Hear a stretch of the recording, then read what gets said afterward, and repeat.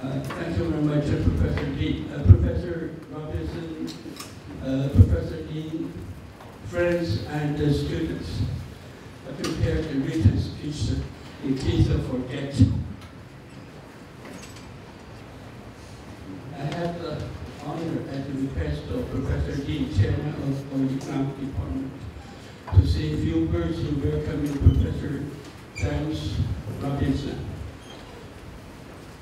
Before doing that, allow me to take this opportunity to express my sincere appreciation to Mr. Guo Ji, Chairman of the Old Bank, who donated this Son震Chair Professorship.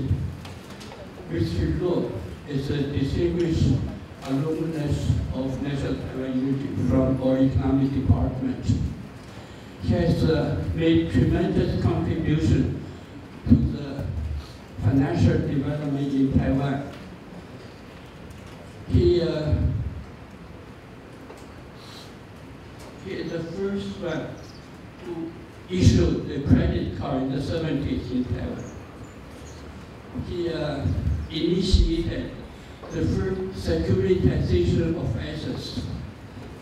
He also organized the first lithium company in Taiwan.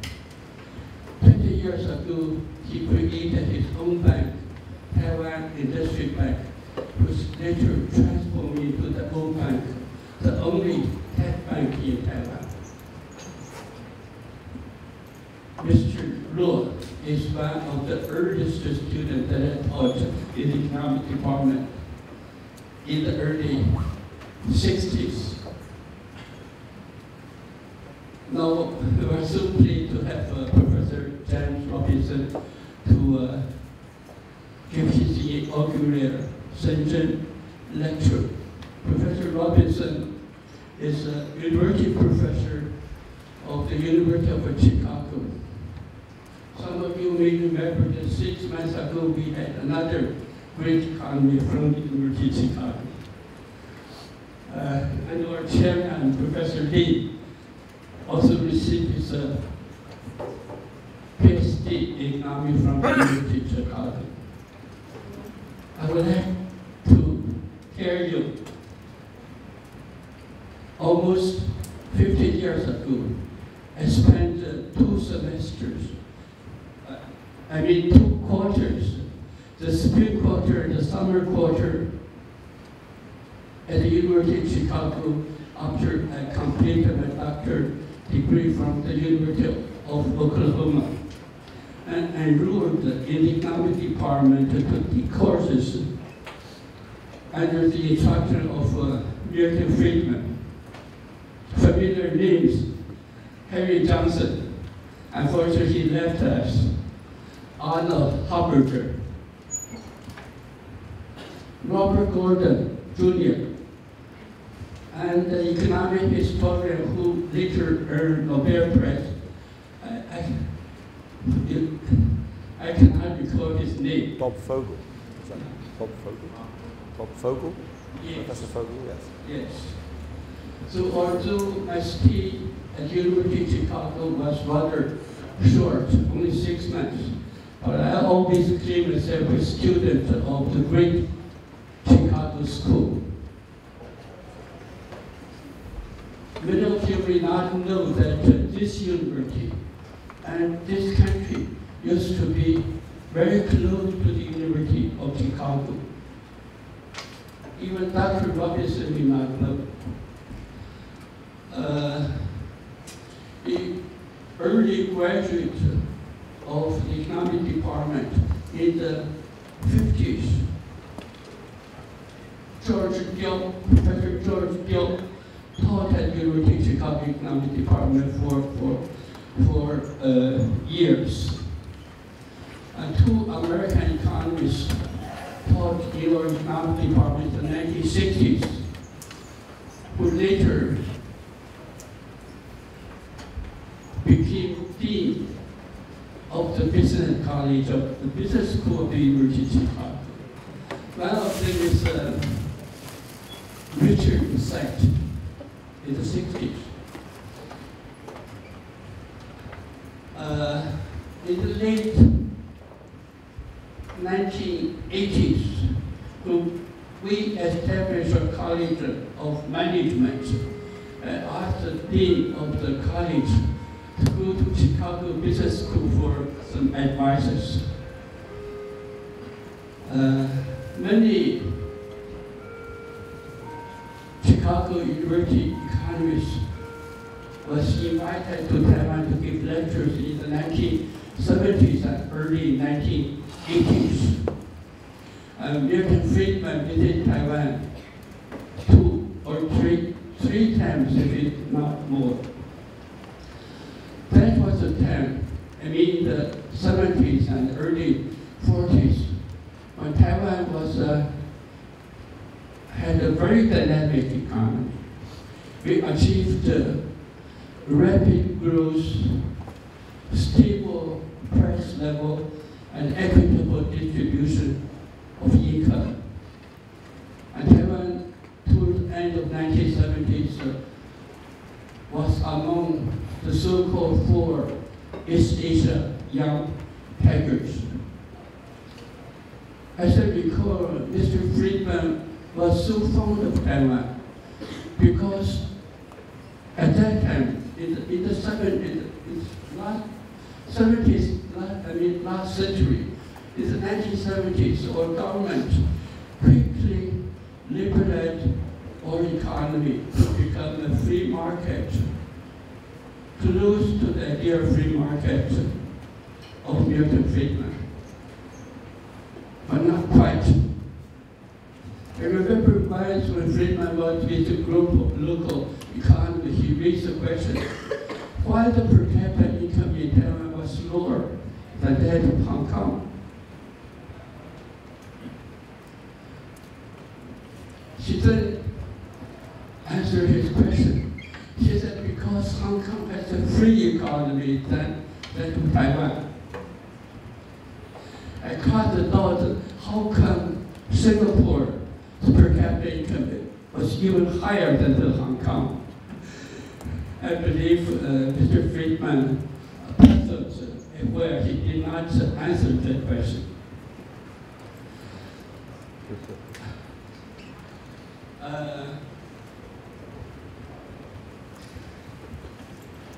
But that was the golden time in Taiwan economic development. In another occasion, Mr. Friedman was invited to pay a visit to the Council for Economic Planning and Development. And the chairman of the Planning Council was Mr. Yu Guohua. He was a trained economist from Harvard University and London School of Economics before the war and immediately after the war. Mr. Yu was concurrently governor of Central Bank of China. At the Planning Council, Mr. Yu gave a briefing on the performance of the Central Bank of China and that of the Planning Council. After briefing, Mr. Yu asked Mr. Friedman for comment. Friedman said, abolish the Central Bank of China and abolish the Planning Council. Mr. Yu left and said, that would be wonderful because I would be a free man. Several years later, Mr. Yu was appointed premier of the government. He announced the guidelines of his economic policy before the legislative year. The 3 guidelines are liberalization, internationalization, and institutionalization. By institutionalization, he meant to create a legal framework to facilitate market operations and provide incentives to creative enterprises. But since late 1990s, Taiwan seems to have lost its dynamism in economic development. And our economic growth rate in recent years has been stagnant. It seems that Taiwan economy is trapped at so-called high level of per capita income. At this time, we are so lucky and so happy to have another great economy from Chicago University to give us some advices. So let's just applaud our distinguished speaker, Professor James Robinson. Okay, thank you very much for that generous introduction. I'm not sure that I'm going to be able to address the slowdown in the Taiwanese growth rate during the course of my presentation, but I'm happy to deal with questions about it. Okay, so I'm going to, and thanks very much for inviting me. I'm very honored to be here. I always think that, you know, the biggest kind of honor you can get in academia is to be invited to come and do things like this, where everybody has to sit and listen to you. And so I'm very excited to be here, very honored to be here, and I've been learning a lot this week, so it's been great.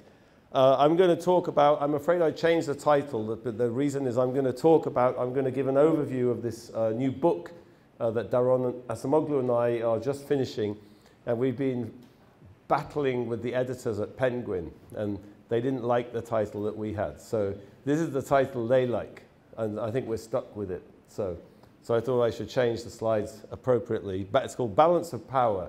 You know, by the end of the talk, you'll see what the idea of the balance of power is. Okay? So, and in the title, there's this word liberty. Okay? So I'm going to talk, let me start by talking about liberty, because in some sense, you know, Daron and I are economists, and I'm a political scientist as well, and economics is going to come into it. But I think what we've been trying to think about the last few years is other sorts of dependent variables and different characteristics of life that we think are sort of puzzling, that they exist, that vary a lot in the world, which are probably related to economic development in our view, but which are conceptually distinct. And one is liberty. Okay, so this is a strange dependent variable for an economist to be talking about, but you'll see where it's going. Okay, but let me start by talking about liberty and asking the question, what is liberty and where does liberty come from? So I'm going to use a particular definition of liberty, which comes from a political philosopher called Philip Pettit, who's at Princeton University.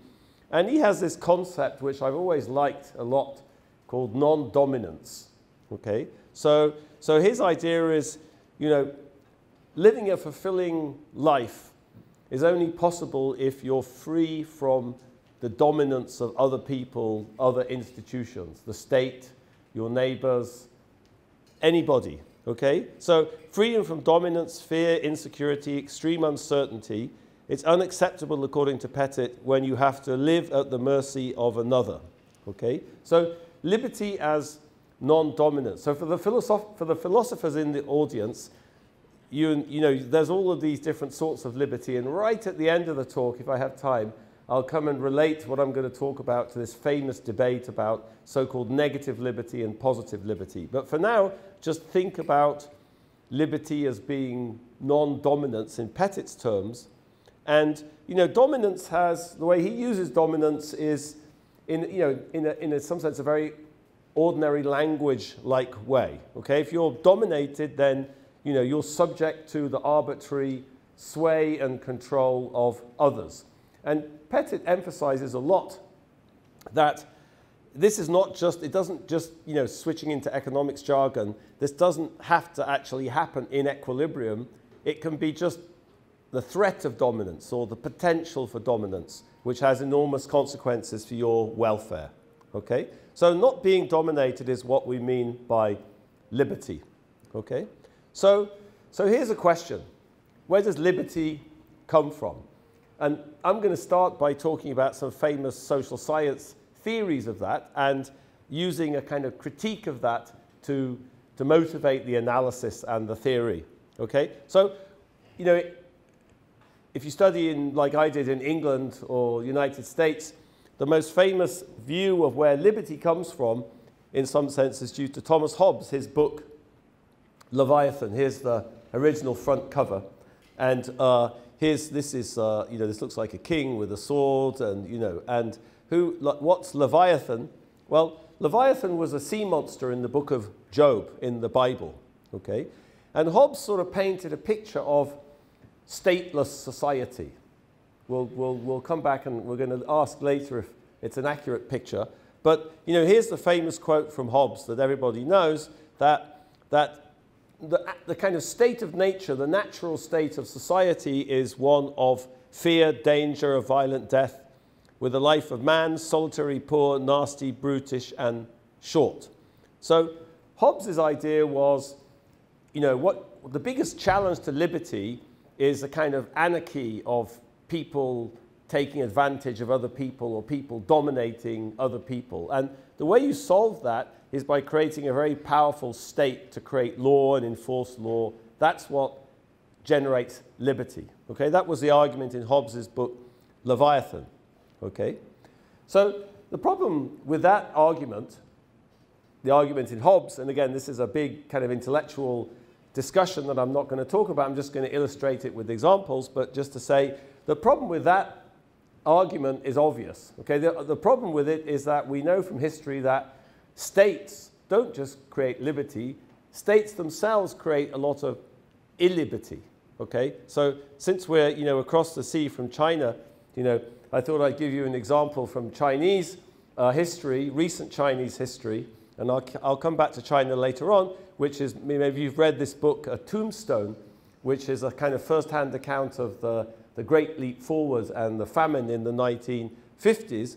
And this is, probably I have too many words here, but last night I gave a talk without any words whatsoever, and now I have too many words. I think it's, when I get insecure, I start writing, So I can ignore the words. Okay, you know what happened in the Great Leap Forward. It's a very harrowing account of the Great Leap Forward and the kind of economic and human disaster that was created, the famine that was a result not of war in the way Hobbes thought about it. It was a disaster that was foisted on society by the state. Okay, so that's the main point. All right. He has this. He just starts with this description of somebody being beaten to death or struggled, and who was what's the denier? He was it's here. He was a negator of the great harvest. So a negator of the great harvest, and he had to be subjected to struggle, and beaten to death. Okay, but this was the state that was doing it, not some private individual. Okay, so immediately Hobbes wrote his famous book. People like John Locke started criticizing him, saying, well, hold on a second, you're going to create this Leviathan. Who's going to control it? Who's going to stop something like the Great Leap Forward being foisted upon the citizens? And there's a traditional solution in political theory and political economy, which I date to John Locke, but also James Madison, who wrote the US Constitution, is, okay, it's not enough to have a Leviathan. You have to keep the Leviathan under control. And in Western society, there's some very cliched ideas about how you do that. Okay? In particular, James Madison was associated with the US Constitution, had this idea that you have to create a particular kind of institutional architecture to keep the state under control. You have to have democracy and accountability, and you have to have, a system of checks and balances, separation of powers, independent judiciary. That's what gets the Leviathan under control. But I'm going to ask, is that enough? Okay? So, and in the book, we try to motivate, is it enough, with the following example from ancient history, which we call the Gilgamesh problem. Okay? So Gilgamesh is one of probably the oldest surviving written book in human society. it's about 4,200 years old, and it tells the story of Gilgamesh, who was the king of Uruk, okay, in one of the world's first cities. This is the so-called urban revolution in the Middle East. He was one of the world's first cities. Gilgamesh was the king, and the Gilgamesh epic describes at the start, how fabulous Uruk was. See how its ramparts gleam like copper in the sun. Climb the stone staircase. Approach the Eanna temple. What was the Eanna temple? Well, that's the remains of it today, 4,000 years later. So you can see it was a pretty astonishing construction all those years ago. So this is, I don't know what's happened to this, but luckily Islamic State didn't get this far south in Iraq. So probably it still looks, more or less intact. So you can still see the remnants of that, okay? Approach the Eanna temple, sacred to Ishtar. So the Gilgamesh epic starts talking about, there's all this wonderful stuff. There's an economy, shops and marketplaces, houses, public squares, walls. There's public goods, there's trade, there's an economy. Sounds great. But problem is, Gilgamesh was out of control. Okay? The Leviathan was out of control. He tramples the citizens like wild bulls. I alone rule supreme amongst mankind. So all these good things, but Gilgamesh was out of control. So the poor people of Uruk, they complain to heaven. They cry out to heaven, to the god Anu, and say, look, we're being exploited by Gilgamesh. You've got to do something. Okay? And the god Anu creates the world's first system of checks and balances. So this wasn't James Madison that thought of this. The god Anu thought about it. Okay? And what did he do? It seems a bit eccentric, his solution to this problem. Okay? He created a doppelganger. He created a double of Gilgamesh called Enkidu, and he sent Enkidu to Earth, okay, to check and balance Gilgamesh. Okay? It sounds like a very eccentric idea, but actually, in many traditional societies, this notion of kind of balance, of it's a very common way of restraining power. Okay? Balance within lineages, balance within clans, balance within villages. So it's not, if you think about it a bit, it's not quite so eccentric as it sounds like. But anyway, so here is it. We create a new hero, let them balance each other perfectly. Okay? So it's the James Madison solution. You have a state, the state's out of control. You introduce a system of checks and balances. And Enkidu comes, and it all looks good for the moment. But is it enough? And the Gilgamesh story all these years ago shows that it's not enough. Okay? Why isn't it enough? Here's Gilgamesh and Enkidu. What are they doing? They're killing the bull of heaven. Okay? So it turns out that checks and balances are not collusion-proof, okay, to slip into some economic jargon. In fact, Enkidu may be sent to check and balance Gilgamesh, but they embraced and kissed. They held hands like brothers. They walked side by side. They became true friends. So within about 2 chapters, Gilgamesh and Enkidu are like, they formed a coalition, okay? And the system of checks and balances disappears out of the window, all right? So they combine to kill the monster Humbaba. It's a long story. They go to what's almost certainly Lebanon. Humbaba guards the cedar forest. And the gods get very upset. They send the bull of heaven to earth, and Enkidu and Gilgamesh combine to kill the bull of heaven, all right? So this is, you have checks and balances, but it's not collusion-proof, okay?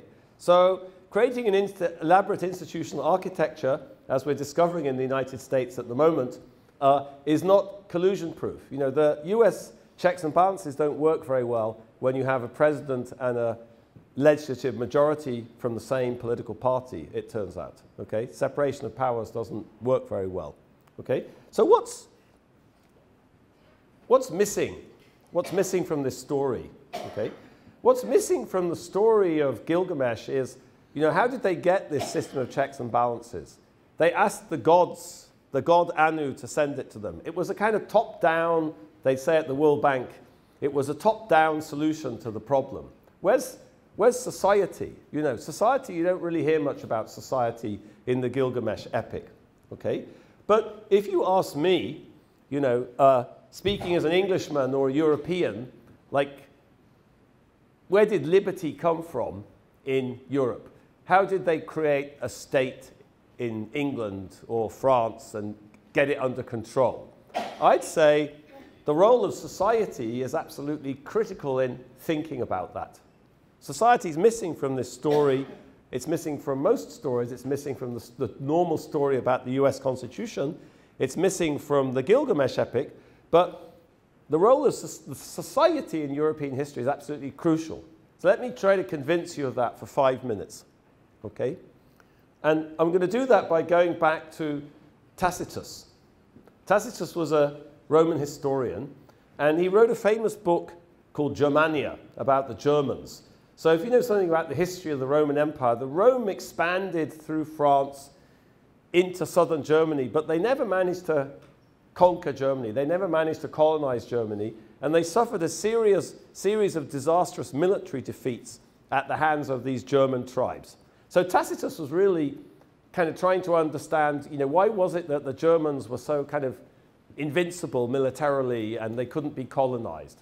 And in the description of the book, he observes that the way the German tribes made decisions was through in a very participatory way using assemblies. Okay? On matters of minor importance, only the chiefs debate. On major affairs, the whole community. The assembly is competent to also hear criminal charges, especially those involving the risk of capital punishment. So Julius Caesar, also, who fought up here, he wrote about his campaigns in Gaul, in France, and he says similar things. So the German tribes had this very participatory, assembly-based way of making decisions, all right? Why is that significant for understanding British or European history? Well, when the Roman Empire collapsed, Western Europe was overrun by these same German tribes, including people called the Franks. So France, the country France, where does that word come from? It comes from the Franks, okay? And here's Clovis, one of the kings of the Franks, about 500 AD, after the collapse of the Roman Empire. And Clovis was the person who first united a lot of these German tribes. Here he is. I'm going to come back to this. He's being christened. He was a heathen, Clovis. You know, he believed in wood spirits and ancestors. And here he is converting to Catholicism. This is his tomb in Tournai in France. Okay? And what Clovis did was he brought together these very participatory institutions that Tacitus described of the German tribes with elements of Roman state institutions. How do I know he did that? Well, the history of Clovis and that period is actually pretty sketchy. There's a famous book by Gregory of Tours, who was a bishop, called about this period. But here's the earliest existing description we have of how what came to be known as the Merovingian dynasty made decisions. And what's striking about this is about 600 years later than Tacitus's book. But what's incredible to me is how similar it sounds like to Tacitus's description. At the time, the custom was followed that no more than 2 general assemblies, Tacitus talks about 2 assemblies, were to be held each year.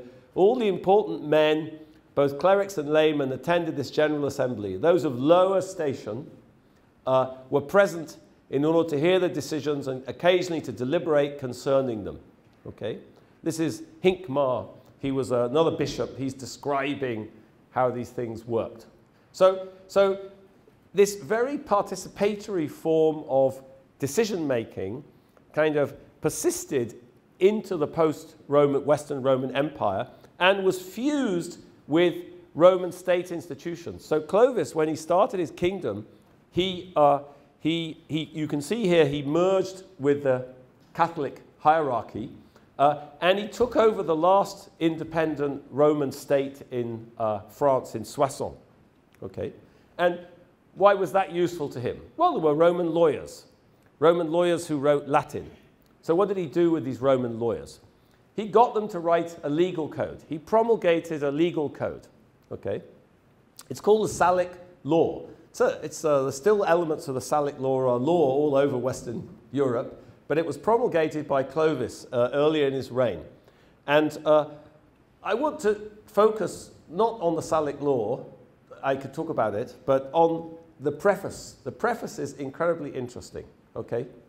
Here's a preface. This is not all existing copies of the Salic Law have this, but this one does, okay? So, therefore, 4 men chosen out of many among them stood out.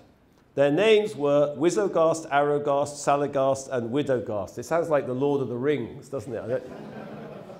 Okay. So who were these people?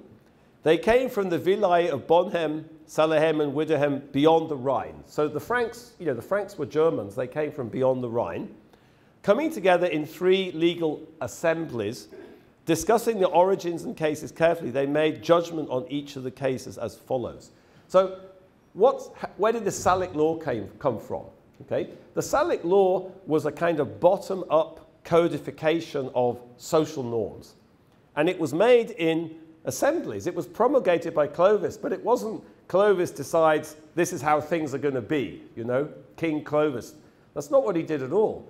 He got these people and assemblies to kind of collect social norms, practices, customs, and he wrote them down with the help of the Roman lawyers. Okay? So and if you read the Salic Laws, it's a kind of fascinating thing to do. Many, many clauses are essentially just codifying feuding practices and vendetta. So the Franks didn't really have a state until this point. So there was a lot of feuding and vendettas, and there was a whole elaborate system of penalties, and in the Salic Laws it tells you, how much money you have to pay if you cut off somebody's ear, if you cut their nose off, if you injure their eye, for each different finger. And this was people who were fighting, and then you had to pay compensation, or what they call Wehrgeld, in order to stop a vendetta. Okay, but this is social norms being built into the legal code. Okay, so this is the sort of genius, we're going to argue in the book, of this European model, which is unlike Gilgamesh, where you have this top-down sort of solution. Here you get this. You have these state institutions which come from the Romans. The Romans had a bureaucracy, they had law, but it gets fused by Clovis with this very participatory Germanic institutions. Okay, so that's France. Let me talk about England. I'm English. I want to talk about England. Okay, now here's a sign. If you're ever in England, if you're ever in London, you go west, along the Thames River. There's a place called Runnymede. Now here's a sign. The National Trust, they protect monuments in England. It says, the birthplace of modern democracy. I think that's a little bit of an overstatement. But let me tell you what happened in Runnymede and why it's significant. So Runnymede, here's a meadow. It was the meadow which in 1215, the King John and his barons signed what's called the Magna Carta, the Great Charter. It was like a little constitution in some sense, which enshrined various principles. It enshrined the principle of the king couldn't tax without consultation. And it also enshrined the principle of a jury a trial by the jury of your peers. Okay? But why here? We were thinking they got together, there's a nice meadow, they could have had a game of cricket. Maybe after they signed the Magna Carta, they went and had some beer in the pub at the background. But it's a very significant place, Runnymede. Okay? It's not a coincidence that they signed the Magna Carta or negotiated the Magna Carta in this meadow. Okay? Because the Anglo-Saxons and the Normans inherited this system of assemblies and participatory decision-making from the Germanic tribes. In fact, who were the Saxons? The Saxons were a Germanic tribe. Who were the Angles? Well, the Angles were from Denmark, but, the institution diffused. In Anglo-Saxon England, the assembly was called the Witan. And this was a place where Witans met. Okay? So going back into the so-called, what used to be called the Dark Ages when I was a schoolboy. Okay? So for hundreds of years, these assemblies, these Wittens had met in this meadow west of London, and that's why they negotiated it here. Okay? So if you want to know all these parliaments, you know, Europe, there's all these parliaments all over the place. Like, what the heck, where did these parliaments come from? Like, the parliaments came from this Germanic assembly politics which fused with the Roman state at the collapse of the Western Roman Empire. And in the English case, there's, you know, in England we love historical continuities. In the English case, you know, there's this historical continuity from Parliament right the way back, you know, 1,500 years to the Witten, the Magna Carta, Runnymede, etc. Okay? So let me bring it to the present. Okay? I'm going to skip that. Let me come right close to the present and talk about what I'm emphasizing here is what's different between Gilgamesh and this European story, and I'm going to talk about other parts of the world shortly, is unlike the Gilgamesh story, here you have this bottom-up and top-down element coming at the same time. All right? So, and let me give you one more British example before I switch to talk about China. Okay? What is this? This is the construction of the British fiscal system in the early 18th century. This is the excise revenue round of Supervisor Cowperthwaite. It's a very good Saxon name, Cowperthwaite. Here he is. And this is from his diary, which has survived.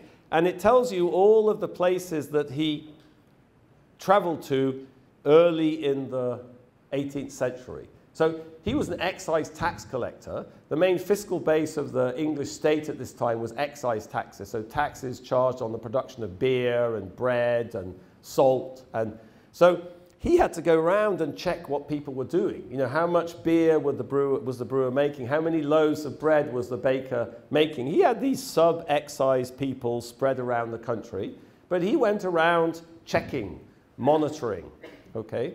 So this was really the first moment when the British had a kind of state, you know, which really penetrated society. Okay, suddenly for the first time you were living in rural England, you had a tax collector in your face.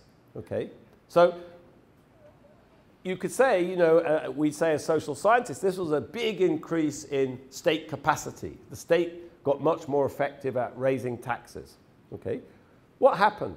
Well, what happened, as Charles Tilly, the great sociologist, pointed out, was that this development of state capacity created this very vigorous reaction from society. Okay? And in fact, Tilly showed that exactly this, in the same period where Supervisor Cowperthwaite and other people like him were going around the country monitoring people and collecting taxes, there was a dramatic change in the nature of British society. Okay, so he's, you know, here's a quote from Tilly's book. This is a book called Popular Protest in Great Britain, and Tilly was really interested in the emergence of mass society and mass politics and collective action on a national scale in Britain. And what he showed is that over this period, as he says here, the expansion of the state pushed popular struggles from local arenas and from significant reliance on patronage towards autonomous claim-making in national areas. So at the start of the period, the price of bread was high. The price of wheat was high. What did people do? People complained about, oh, the baker, you know, the bread is expensive. The baker, he's gouging us. You know, he's charging too high a price. Or wages are too low. You know, you should put wages up. Like, they'd go to the Lord of the, like, you know, very parochial claims. Like, you know, oh, you know. By the end of the period, when the price of wheat was too high or the price of bread was too high, they'd be blaming the system. They were blaming the system. They were complaining to Parliament. They were organizing mass protests. Now, Tilly's book, you know, it sort of significantly ends in 1833. Why 1833? Because 1832 was the so-called First Reform Act in Britain, which is the sort of the kind of the start of the process that creates mass democracy.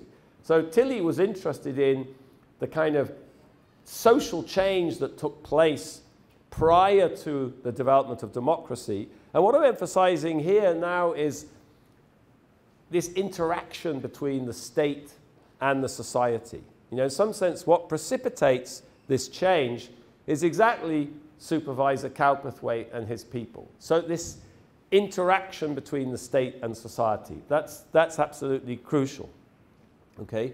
And we have some terminology for that. You know, if you write a book, you have to have some terminology. We had extractive and inclusive institutions before.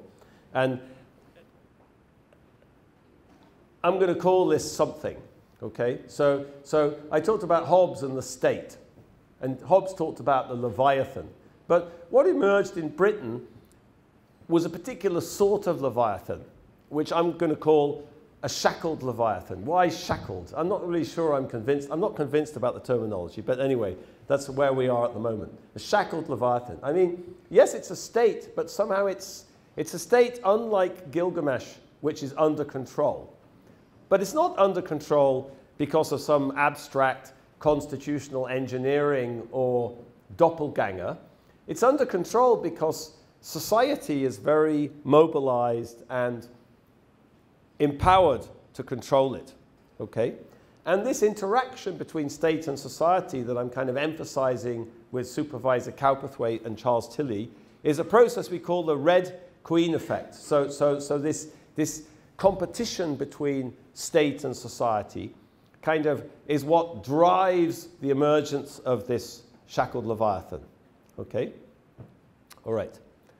So sounds good.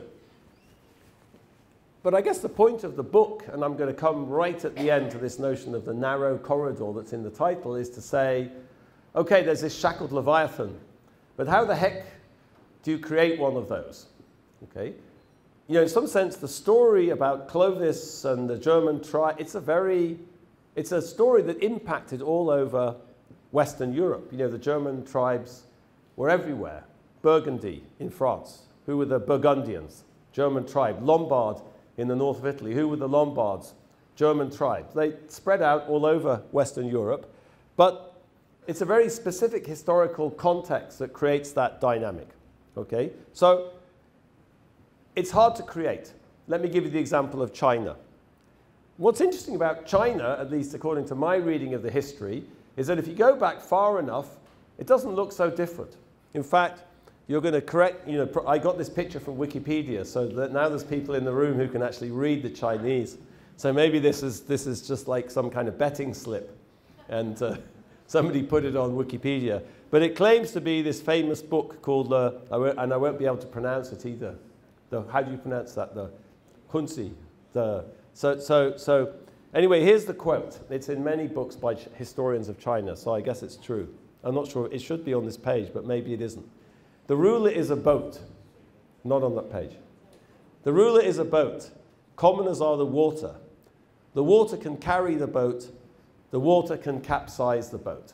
Okay? So Mark Lewis, who's a historian at Stanford, has written a lot about this. That if you go back to this period... No. We can talk about it later. Okay. I should get the right page. Maybe we can buy the book in Chinese. I'll get the right page. That shows you, students in the audience, don't trust Wikipedia. So what Mark Lewis points out is that if you go back far enough in Chinese history, if you go back before the emergence of the Qin Empire, you go back Warring States period, even before the Warring States period, what you find is all sorts of evidence of assembly-like politics, accountability. So he even makes an analogy between Chinese polities in that period and the Greek city-states. Okay, so this is before they kind of coalesce into these 7 warring states and then the Qin Empire. Okay, so not so different if you go back historically. You know, so this quote is like what? The ruler is a boat, the commoners are the water can carry the boat, the water can capsize the boat. Okay, so people have power.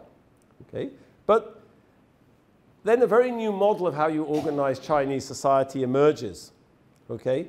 So I call this the Shangyang model. Here's Lord Shang, who's supposedly the, the intellectual mastermind of the Chinese state. And here's a quote from his, his surviving writings. When the people are weak, the state is strong. Hence, the state that possesses the way, the book is not going to provide a micro-foundation for the way,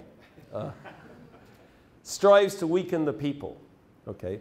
But our model, by the end of the lecture, you'll see our model actually has something interesting to say about this. Okay?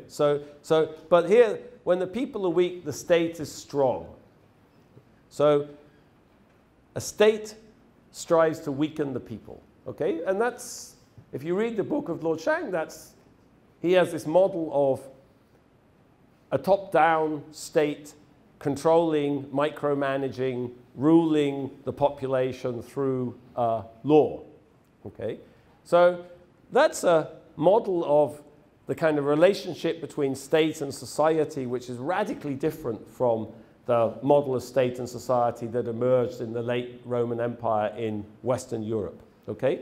But it's a model of the interaction between state and society that seems to be incredibly persistent in Chinese history. Nowadays, everybody in the West, we're all very fascinated by China's social credit system. I'm sure everybody here knows about the social credit system. And I particularly like this, this photograph here, which is, here's all the Chinese government are currently putting up 200 million cameras to, Big Brother is watching you, if you ever read George Orwell. Finally, he is, okay? And he's called President Xi. So here's, here's Chairman Mao on the wall of the Forbidden City, and here's all the cameras watching everybody, watching him, okay? So this isn't, this is the modern incarnation of the Shangyang model of state-society relations, it seems to me. And so we're going to call that something very different. We're going to call that a despotic Leviathan. And, of course, there's many other things we could talk about, but as compared, just some salient things as compared, let me say two things. One thing is a radically different notion of the law. I pointed out with the Salic law, the origin of the Salic law is this formulation of customary practices in society. Okay? In England, it's the same thing. If you look at the first legal codes in England, King Offa, King Alfred, they're very, very similar. They're a kind of formal, they're a kind of transcription of customs and social norms. And then you have this evolution of these legal systems. They rediscover Justinian's legal code and they start incorporating ideas from late Roman law, etc. But that's a radically different model of the legal system. If you compare that to existing fragments of the Qin legal code, for example, that's a much more kind of top-down, despotic, this is like Lord Shang type of, this is how we organize society. So I think that is a very stark difference. The other thing, of course, is that apart from in this very early period that I was talking about, any kind of notion of representation disappears in China. Okay? So this, unlike this kind of balance between state and society I talked about in European history, here in some sense what you have is a situation where the state dominates society. Okay? So you have a kind of asymmetric situation where the state dominates society. Okay? So I'm going to say, and we try to illustrate this in the book, I think, this is a, if you think about Pettit's definition of liberty that I started with, this is illiberty, okay? So there's no liberty in Pettit's sense in China. It's a totalitarian system, and they're perfecting it as we speak, okay? So this despotic Leviathan does not create liberty, okay? But what's interesting is, things always come in threes, right? If you're a student, you must have noticed this. Like, this is what professors call the iron law of three. Like, there's always three reasons why something happened. There's like 3 reasons why the First World War started. There's 3 reasons why Chiang Kai-shek lost the Civil War. If you tell students 2 reasons, they think there's something missing. But if you tell them 4, they get confused. Okay, so now we have the shackled Leviathan and the despotic Leviathan. There's something else. And you can kind of see the something else because there's a symmetry here, right? So the shackled Leviathan is when you have this balance between state and society. The despotic Leviathan is when the state dominates society. But couldn't there logically be a situation where society dominates the state? How could that be? Well, let me give you an African example. So this is Nigeria in West Africa, and this is where the Tiv ethnic group live. Okay, so the Tiv ethnic group were a stateless society at the time of European colonization. Okay, and I'm going to tell you a little story about the Tiv, which is very telling about state-society relations, I think, in the world. Okay, and I'm going to come at it in a rather strange way. Tivland, that's what you call this, is Tivland. Okay, so the Tiv, you know, it's very, anyway, they have their own language, their own history, etc. So in 1939 in Tivland, during the British colonial period, there was troubles in Tivland. They called it troubles. Why is that? A cult, like a religious cult, emerged. Okay, and the cult was called Nyambua. And the cult kind of went like this. There was a guy called Kokwa who was selling protection against witches. Okay, so you go, you pay some money, and he'd give you, you had to drink some potion, and he'd give you a fly whisk. What do I mean by a fly whisk? Okay, so here's a Tiv, this is a fly whisk. Okay, so here's a Tiv diviner. So this is a guy who finds witches. Okay, so you joined the cult because you were scared of witches. And once you had this fly whisk, the whisk helped you find witches. Who was a witch? Okay, now, to understand what happens next, you have to understand the Tiv word, which is sav. So sav in the Tiv language means power. But it particularly means like powerful people. Okay? So when I used to teach at Harvard, I'd always give the example of Larry Summers. And Larry Summers, who was the president of Harvard, very distinguished economist. Also, he's a very powerful man, you know, like very witty, like a lot of charisma. Larry Summers would come into a room, everyone would like be quiet and pay attention. Okay? So Larry Summers was a man of sav. Okay? Very powerful, very charismatic. But the thing about sav is that some people are just like that. But the thing in Tiv society, you could also acquire sav through cannibalism, okay, illicitly. And one of the important things about this fly whisk is it would allow you to smell out illicit sav. Now, the next part of this is the word mbatsav, which is the plural of sav, powerful people. But it also means a group of witches organized for nefarious purposes, in particular, robbing graves to eat corpses. Now, this is sort of like, it turns out, the word politician having two meanings. On the one hand, politician means a group of people who contest for political office, but it also means a group of witches organized for nefarious purposes, such as robbing graves to eat the corpses. Okay? So what's going on here is that, think about hierarchy, or political hierarchy, or a state, or authority, or somebody has to give other people orders. Okay? In Tiv society, as soon as somebody started getting too influential or too powerful or too big for their boots, they were immediately accused of being a witch. Okay? They were accused of being a member of the Mbatsav. So the Tiv never developed any kind of political hierarchy. Why is that? Because they were so worried about people abusing their power. Okay?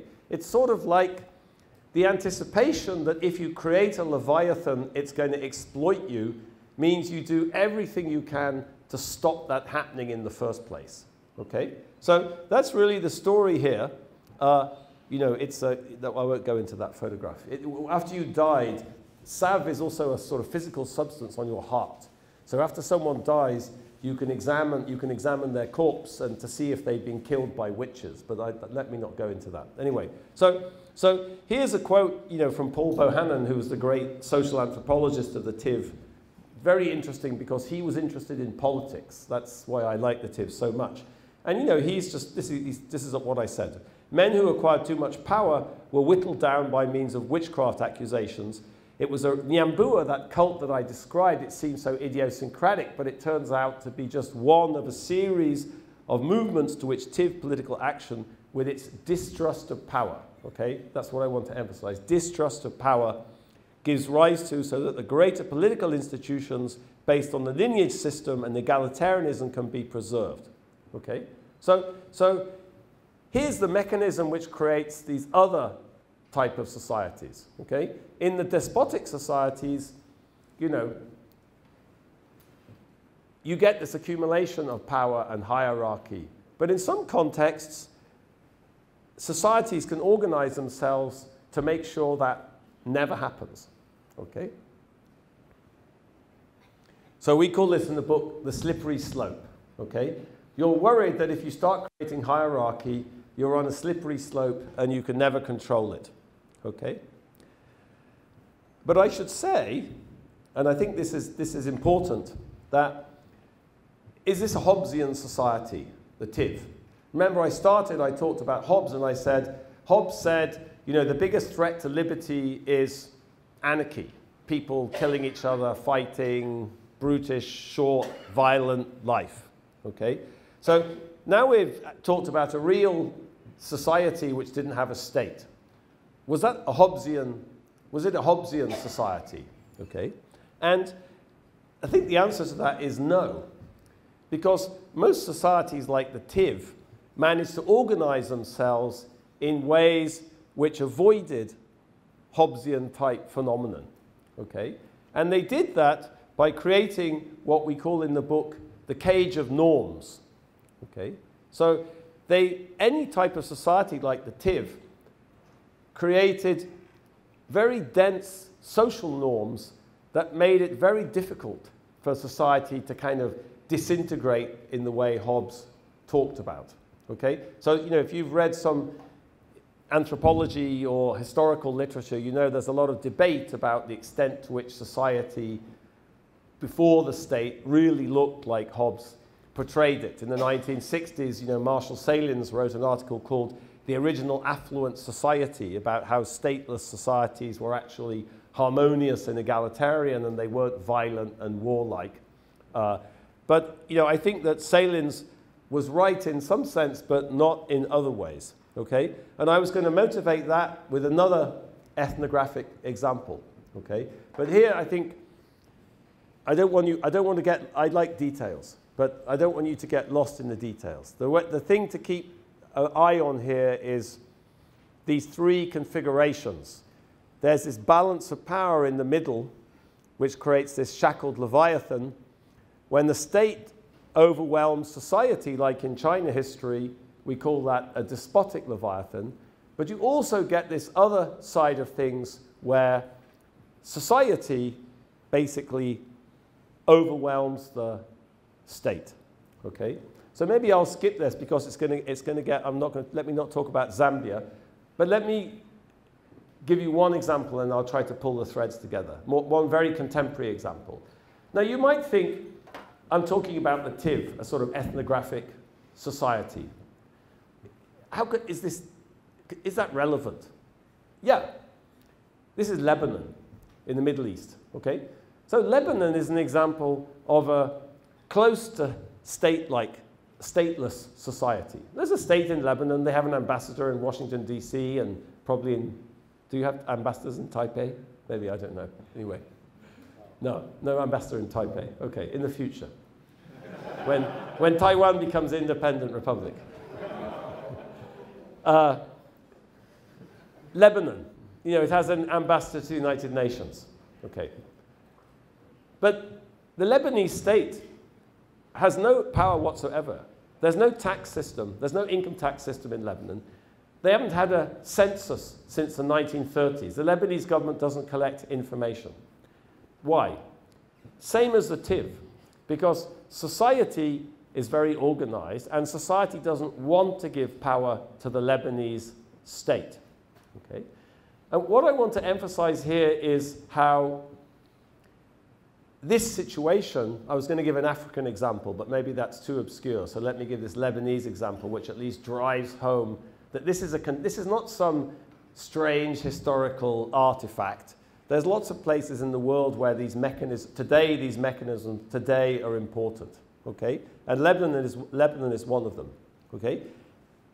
And the point here is to emphasize that this situation creates a certain type of society, because in any society where you're trying to avoid this slippery slope, you're trying to avoid the creation of kind of dominance, you do that in many ways which create a particular sort of society, a very fragmented society. So these are protests in Lebanon, and it's a movement which was called the like hashtag You Stink.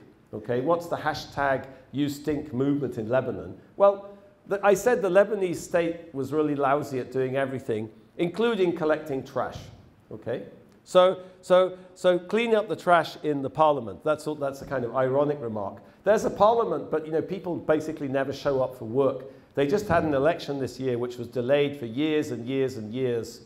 They maybe come to parliament 10, 15 days a year, and so it's a sort of nobody really does anything. People are complaining about the trash and about the parliament. Okay, you recycled the parliament, now recycle the trash. Okay, so here's from the You Stink. This was a social movement which was trying to organize to clean up the trash and get the government doing something. And it collapsed. And this was from their Twitter feed, sort of frustrated, okay? Our movement, since its outset, has been accused of being a partisan of the Al-Mustaqbal future movement, working against the rights of the Christians on the Tayar website. Then we were accused of being partisans of the 8th of March bloc, working against the, okay. As for the movement's members themselves, we've been accused of being partisans of Walid Jumblat. Walid Jumblat is the head of an ethnic group called the Druze, foreign embassies, the Amal movement, Hezbollah. Hezbollah, you may have heard about Hezbollah. That's a big Shia group with its own army and its own welfare state, its own hospitals, its own fiscal system, its own welfare system. And what's remarkable about this is this You Stink movement, a kind of social movement trying to get the state to provide services, to get things working, disintegrated because of the incredibly fragmented nature of Lebanese society. Okay? So unlike the people that Tilly was talking about in 18th century England, who kind of reacted to this expansion of the state by organizing collectively and actually forcing this democratization in 1832, in Lebanon, this attempt to act collectively just kind of disintegrated because the society was so fragmented and fractured, nobody trusts anybody else. You have, and it all collapses, okay? So this is just to say there's a certain type of organization of society which is important for this story. I'm not going to talk about the one bit I was going to talk about the economy, I'm going to skip it. Okay, so here's the picture, all right? So here's a picture. If you like phase diagrams and differential equations, we have a model of this on our webpage. So, but I was, this is just the fun version. Okay, so think about on the horizontal axis, I've been talking about the power of society. What do I mean by the power of society? I really mean, I mean social norms, I mean the ability of society to act collectively. Okay, and on the vertical axis, we have the power of the state. Maybe that's easier to conceptualize, the despotic power of the state, the ability to repress, raise taxes or whatever. Okay, and in some sense, there's three basins of attraction here, for those of you who like differential equations, okay? If you start off in a situation where, an asymmetric situation where society dominates the state, then you sort of converge down here, this is the TIV, This is Lebanon. You know, we call this the absent Leviathan, where society dominates the state. On the other hand, if you start with a different balance, where the state is stronger than society, then you get to something like this Chinese equilibrium. The state accumulates power, society decumulates, and you have what we call a despotic Leviathan. But this picture is meant to emphasize that this divergence that you get is not, it's a consequence of this kind of intrinsic dynamics, this interaction, this contest between state and society. It's not a story about big differences in geography or big differences in culture, and in fact, you know, when I started talking about China, if you recall, I emphasized that, you know, if you go back far enough in Chinese history, it doesn't look so different. China was just a little bit to the left of this locus here. And maybe the late Roman Empire or the early Frankish kingdoms were just a little bit to the right of that locus, okay? Because in between this basin of attraction of the despotic Leviathan or the basin of attraction of the absent Leviathan, there's what we call the narrow corridor, okay? It's the narrow corridor here, and it's in this narrow corridor that what I call this Red Queen effect operates. That's what Tilly was talking about, this interaction between state and society, where society pushes, the state pushes society, or society pushes the state, okay? And that's where you get to this so-called shackled Leviathan, okay? So the balance of power comes from, where do you get liberty? Well, you know, there's not too much liberty in TIV society, you know. Why is that? If there's no war. Well, because there's this web of norms that, I didn't talk about that too much, but you're in this cage of norms that massively restricts what you can do. There's not much liberty in despotic society because we saw that in the Chinese case, all those 200 million cameras, and it's here. So, some implications. Let me talk about some implications and then I'll shut up. I won't talk about negative and positive liberty. I'll shut up and let you ask questions. Okay? So, you know, my mother used to say the proof of the pudding is in the eating. Okay? So what's some implications of this? Well, the first implication is Lord Shang was wrong. He was wrong. Why was he wrong? Remember, he said, when society is weak, the state is strong. That's not what this says, okay? Here, the strongest states are the places with the strongest societies, okay?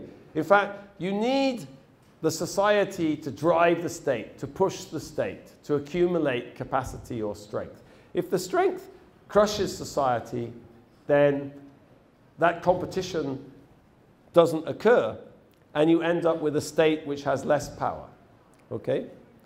So, second implication.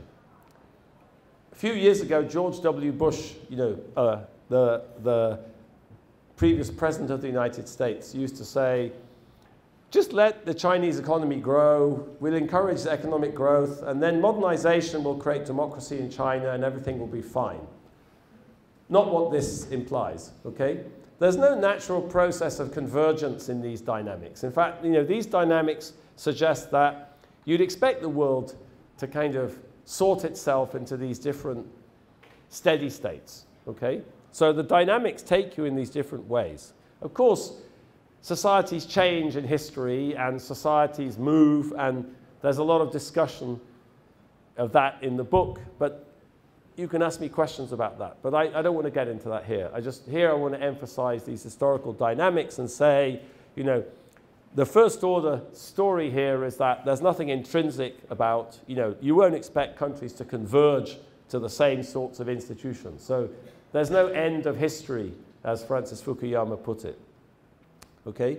Third thing, which I've kind of emphasized already, is, you know, getting a shackled Leviathan is not about some top-down founding fathers, you know, getting together in Philadelphia and coming up with some elaborate constitutional architecture. Okay? The role of society is critical, and of course that's, I haven't talked about the United States, but that's equally true in the history of the United States. Okay? The role of society is critical, but to get that role being played in a constructive way, you need the right sort of society. So the reason that example of Lebanon is interesting is that is not, the Lebanese society is not the sort of society that can create these Red Queen dynamics, okay? It's fragmented, people don't trust each other, it's kind of locked into this zero-sum competition with each other, okay? So to achieve this, society somehow has to escape what we call this cage of norms that stops it acting collectively, okay? Fifth thing is that, I'm not going to have time to talk about it, is that one thing that I think is important to understand is that, you know, if you think historically about how societies got themselves into this corridor, there's a lot of dirty deals. You know, in the case of the United States, the dirty deal is to do with the treatment of slaves and black people. You know, I always like the example of, you know, there's that famous song in Chicago. You know, from Chicago. I live in Chicago. Chicago is the start of Route 66. You know, Route 66. You know that song? Get your kicks on Route 66. Well, it turned out that it was mostly white people who could get their kicks on Route 66 because half of all the counties in the United States that Route 66 ran through until the 1960s had what they called sundown towns. Okay? And sundown towns, you couldn't be in a sundown town after dark if you were black. In fact, the situation was so bad that starting in the 1930s, a special book was written called the Negro Motorist Green Book, which was specially for black people to tell black people where it was safe to be after dark. I mean, it's one of the things. It was also, it told you where you could actually go to the toilet, because lots of toilets were just for white people. So it had a list of like where there were toilets for black people and which filling stations would sell petrol to black people and not white people. And so, you know, so I don't have time to talk about that. But you know, there's a lot of discussion in the book about how do you get into this corridor, and you know, and there's a lot of dirty deals involved in that sometimes. Okay, and also last thing, you know, the story here is there's nothing uniquely Western about liberty. Okay, you know, think about the TIV. You know, to me, one of the, you know, to me, I work a lot in Africa. One of the things that distinguishes Africa is like Africans love being free. You know, Africans just, they don't like being told what to do. They don't like rules. They just like, they love liberty. You know, there's nothing Western about liberty. And, you know, there's no big, this is not a big sort of structural theory. You know, the argument here is that small differences in historical conditions can put societies onto very different types of trajectories, and I've just sort of tried to give you a little bit of flavor of that. Okay, so I think that let me stop here. Let me stop here.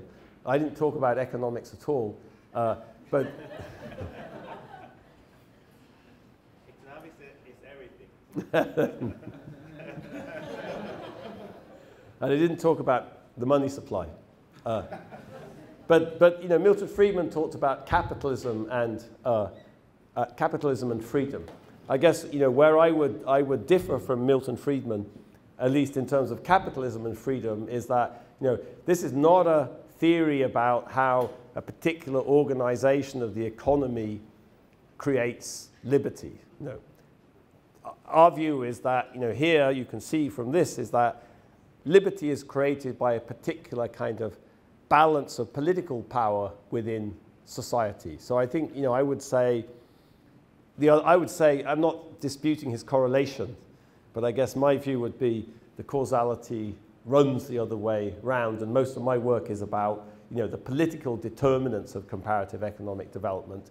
But this book is really much more focused on trying to understand these long-run political dynamics. You know, why is it, if you've read Why Nations Fail, you know, why is it that some parts of the world ended up with much more inclusive institutions and much more prosperous societies than others?